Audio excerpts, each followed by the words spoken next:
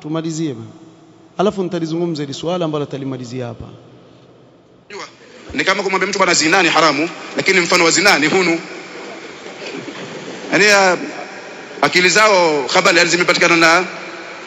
Kwa hivyo tuwaomba hao, ikiwa ni wanaume kweli, tutumie lugha hiyo ikiwa ni wanaume kweli, vijana wetu wako Mohsen, hebu na mkono bwana, uko tayari? Haya, Mohsen na 1000 nyuma yake wako tayari. Ikiwa ni wanaume kweli, nyinyi mna elimu ya kutaka kuelezwa hayo kwamba ni ya sawa ama si ya sawa, mushkili wowote mlionao katika tarika wako masimba hawa watapambana na nyinyi. Lakini ikiwa masala ya kukaa nyuma ya pazia kwenye kompyuta, mtu azungumza atakalozungumza, edit atakavyoedit, atoe atakavyotoa, basi itakuwa ni kazi kubwa kila siku kuelezana haya. Kwa hivyo nimependa kwa kazungumza swala hapa ambalo wao mara nyingi hupenda sana kulizungumzia, na hapa kazungumza lugha ambayo si kwa kweli si lugha ya kielimu, ni lugha ya kihuni. Sema kuwa kama mwanamume kweli bodi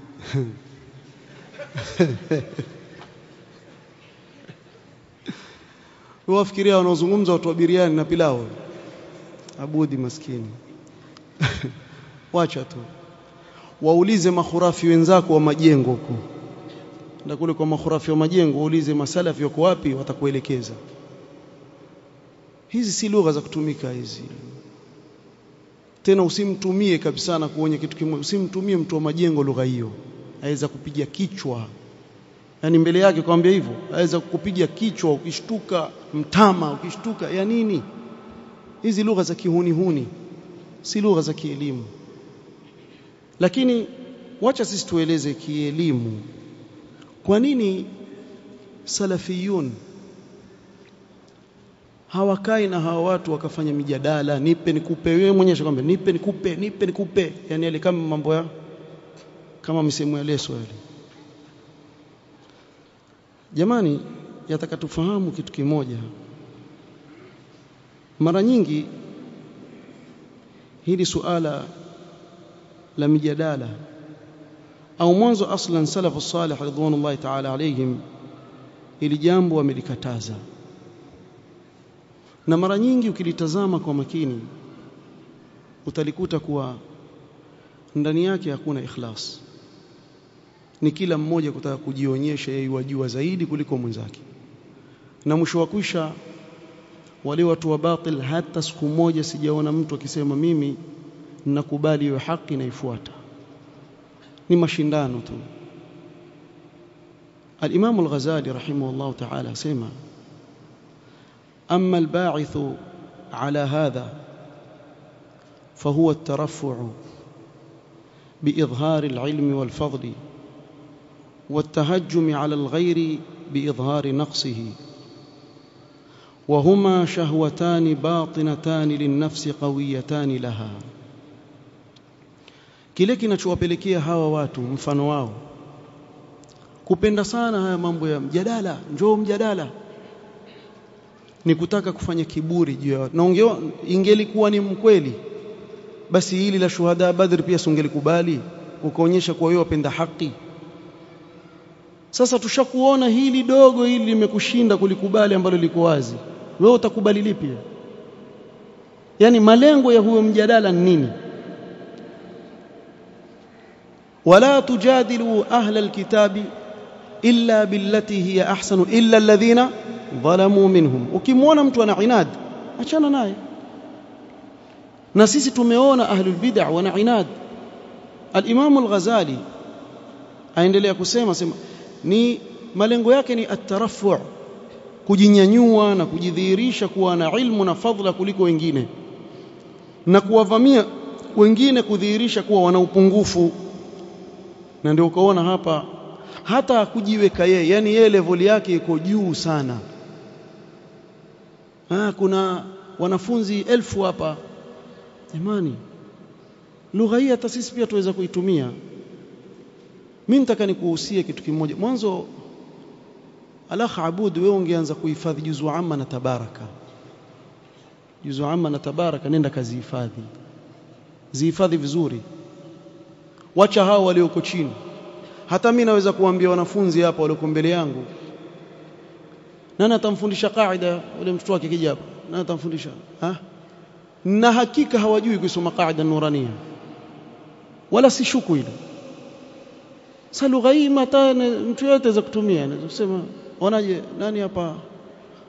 nani hapa atawafundisha wale wakija? Wewe wafikiri hawa watu wankaa hapa misikitini wahifadhi mutun, walihifadhi Qur'an, watu wamekaa kwenye ilmu masaa 24, kinachotenganisha wao na kusoma ni kulala peke yake, waje kutuletea watu kwenye matwari bana, taratibu bana, pole pole shekhi.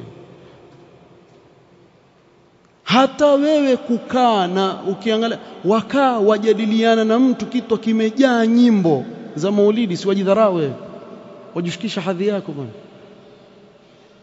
Lakini hii ndiyo tabia yao, wapenda haya mambo. Lakini chukua maneno ya Imam Malik rahimahullah ta'ala, Ma'an ibn Isa rahimahullah ta'ala يقول: انصرف مالك بن أنس رحمه الله تعالى يوما من المسجد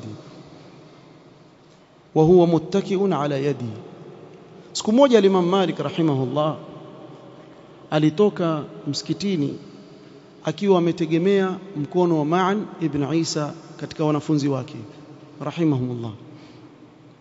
Qala falahiqahu rajul, mara akaja bwana mmoja, kana yutahamu bil irja, yule bwana alikuwa atuhumiwa itikadi yake ni ya murji'a. Faqala ya aba abdillah isma' minni shay'an ukallimuka bihi, sikiliza kuna kitu nataka kuzungumza na wewe. Wa uhajuka, nataka kusimamishia hoja, nikutolee hoja, nipe nikupe, nipe nikupe. Anambia Imam Malik rahimahullah, imam dar al-hijra, wa ukhbiruka bi ra'yi, mimi nataka kukueleza wewe rai yangu. Qala fa in ghalabtani, ikiwa utanishinda, mfano tuchukulie umenishinda, itakuwaje? Qala in ghalabtuka ittabi'ni, nikikushinda itabidi unifuate mimi. قال فإن رجل جاء آخر فكلمنا فغلبنا, kwa mfano mtu mwingine akaja akazungumza na mimi na wewe akatushinda sote wawili, hizo hoja zako na zangu akatushinda sote wawili. Qala nattabi'uhu, tutamfuata huyo aliyekuja.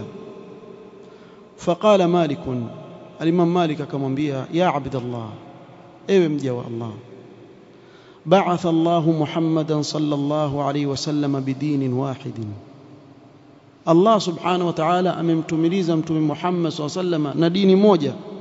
Wa araka tantaqilu min dinin ila din, na mimi nakuona wewe kutoka kwenye dini moja uenda kwenye nyingine, waruka huku kirudi kule. Sisi tuwaambie ni kitu kimoja, nyinyi mahurafi. Alhamdulillah, kwa neema na fadhila za Allah subhanahu wa ta'ala sisi tumeifahamu sunna, na si kwa sababu ni waerevu, la, ni neema na fadlan min Allah wa neema. Na tusema alhamdulillah, alhamdulillah kathira, tumshukuru sana Allah subhanahu wa ta'ala kwa hii neema aliyotupa. Kwa hivyo ikiwa nyinyi hamjaifahamu sunna, nendeni mkasome, wasikilizeni wanaovioni wa sunna. Sisi tushaielewa sunna, kwa hatuna shaka sisi na kile tunachokifuata. جاء رجل إلى الحسن البصري رحمه الله تعالى فقال يا أبا سعيد تعال حتى أخاصمك في الدين, njoo hapa nijadiliana na wewe katika dini. فقال الحسن أما أنا فقد أبصرت ديني, أما mimi shaiona dini yangu, shaielewa, naifahamu, nimeisoma. فإن كنت أضللت دينك فالتمسه, ikiwa wewe dini yako umeipoteza nenda kaitafute. Na sisi pia tuwaambieni nyinyi mahurafi, ikiwa dini yenu mmeipoteza nendeni mkaitafute. Na tuwahusia, someni vitabu vya salaf, mtayafahamu yale tuliyofahamu sisi. Lakini ikiwa wapo katika mashekhe zao ambao huwaambia msisome sana, mkisoma sana mtakuwa mawahabi. Kuna mmoja asema hivi, msisome sana, mkisoma sana nyinyi mtakuja kuwa mawahabi. Kwa hivyo haya ndiyo maneno aliyoturudi nayo, mmeyasikia. Kuna hoja yoyote pengine labda ya kusimama? Kuna jambo la ni maneno tu wazungumza, na mengine maneno ambayo si ya sawa, si ya kielimu, maneno ambayo yazungumzwa na watu wahuni, si sawa kuzungumza hivyo. Kwa hivyo ikiwa tatizo la msingi kabisa lililokugusa ni kuwa watu wamesema hakuna shuhada Badr waloziko, watu washaelewa maana yake, na kuwa kumbe kweli tumeelewa maana ya shahidi wa vita nini, na tukakueleza kuwa mtu aliyehudhuria vita vya Badr ambaye hakuwa pale aambiwa vipi, hawaitu shuhada Badr. Baba waweza kusema katika lugha ya Kiarabu, hadha mimman shahida badran, katika wale walioshuhudia vita vya Badr, au waweza kuwaita hadha badriyun, na kiwa wengi badriyun, waliohudhuria vita vya Badr waitwa hivyo.